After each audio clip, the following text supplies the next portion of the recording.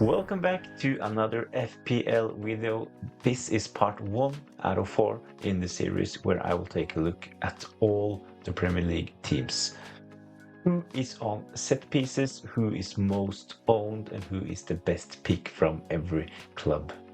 In this video, I'll take a look at Arsenal, Aston Villa, Bournemouth, Brentford and Brighton.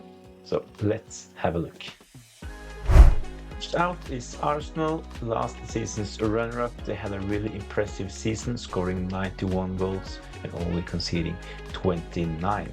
On set pieces, Saka will probably be the one taking them, although he shared a couple with their captain Ødegaard last season. On free kicks is Ødegaard and Rice, and Martinelli if he's on the pitch.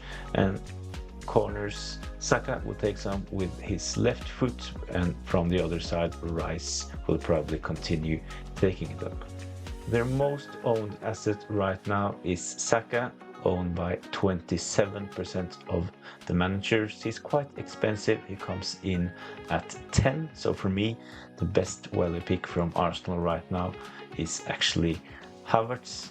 He is priced at 8 million and is only selected by 13% of the managers. So if you want to go a bit differential and you can't find a spot for Saka in your team, then Havertz is probably a really good option.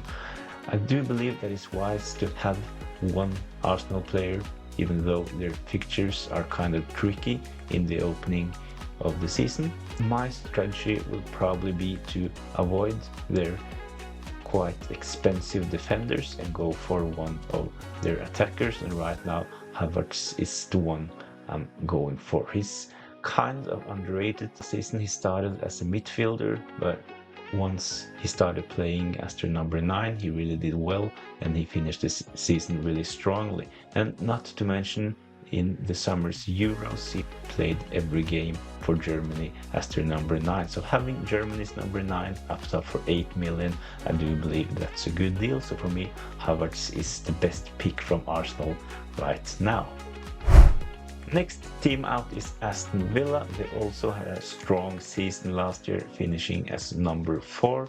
This means they will play Champions League football, but I won't pay too much attention to that because it's still a couple of months before that competition starts. Penalties for Aston Villa. We know that Douglas Luiz was the one taking them last season. He is gone, so the rumor says that McGinn will probably be the one taking over penalty duties for Villa. May also be Watkins, but on the Aston Villa fan forums, most fans do believe that it will be McGinn taking them because of Watkins' poor history when it comes to taking penalties. Free kicks, Ding if he's on the pitch. I'm not sure how many starts he will get this season, but if he's on the pitch, he will probably take some of their free kicks. Same goes for McGinn, and Bailey as well took a couple last season. Corners, the same names. McGinn and Bailey will probably be the one taking corners for them this season. The most owned asset right now is Watkins, and he is also the most selected player in the game at 56% selected. Is he the best pick from Aston Villa? I'm not sure. They have another potential gem in their team. For me right now, I do believe that Rodgers at only 5.0 million is much better value than Watkins at 9.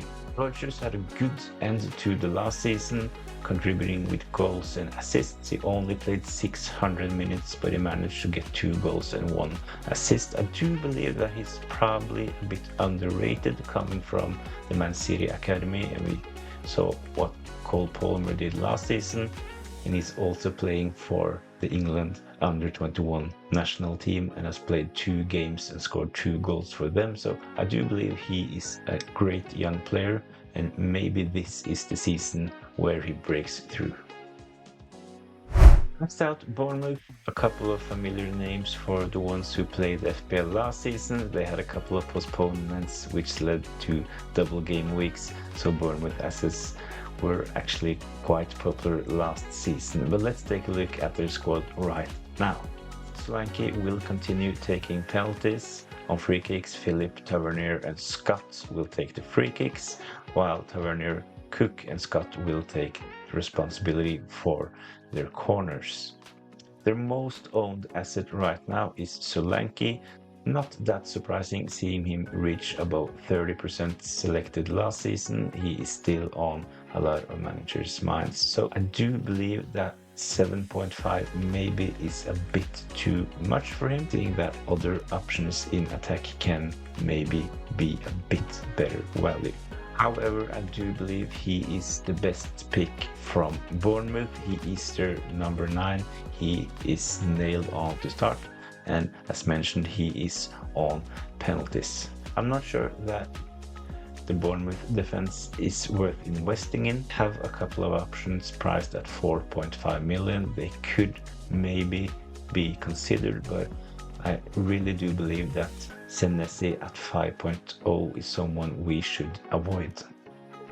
Brentford, another team that FPL managers are familiar with. They have had assets such as Tony, and when he was suspended at the start of last season, Mbeumo was a really good pick.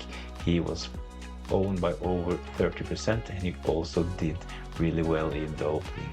But let's see what their team looked like this season.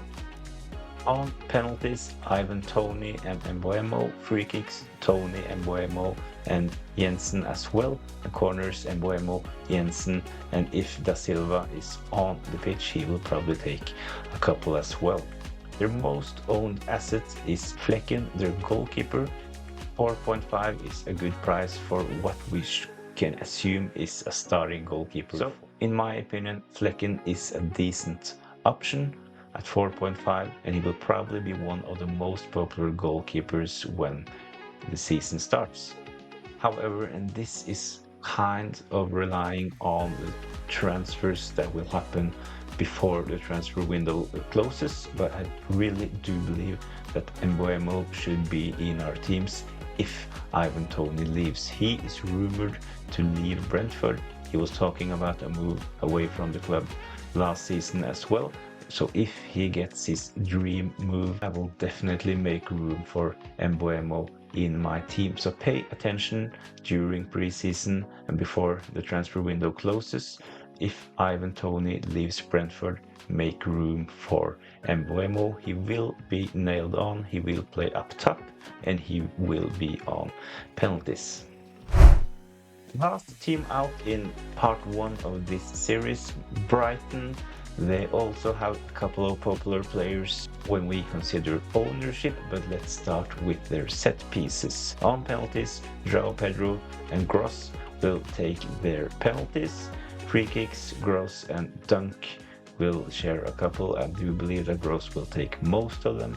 On corners, it's Gross again, and Milner will probably take a couple of corners as well. So it's really interesting to see if João Pedro is fit to start game week 1. He has not traveled with the squad to Japan for their preseason training camp, so keep an eye on the injury situation when it comes to João Pedro. He is still selected by 21, which is a lot, so make sure to stay updated on his situation before game week 1.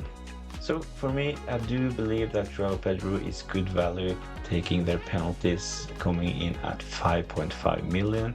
But if he's injured and not getting enough training in preseason, I think he's an avoid as well. And when it comes to their other players, I don't really like their fixtures. They have a tough opening 3 fixtures, good game in both game week 4 and 5 before it gets a little bit tougher again. So if I were to consider a Brighton option right now, it would probably be Barco. He is rumored to be starting and he's only priced at 4.5, so at least having him as an option on the bench will probably be a good idea.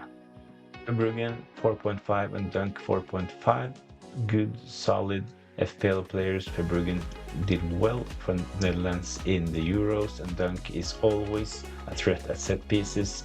But I'm not sure that spending 4.5 million on the Brighton defense right now is the best option. Thanks for watching, and make sure to subscribe to the channel so you don't miss out on the next video in the series. It will be part 2 out of 4, and I will take a closer look at Chelsea, Crystal Palace, Everton, Fulham and Ipswich.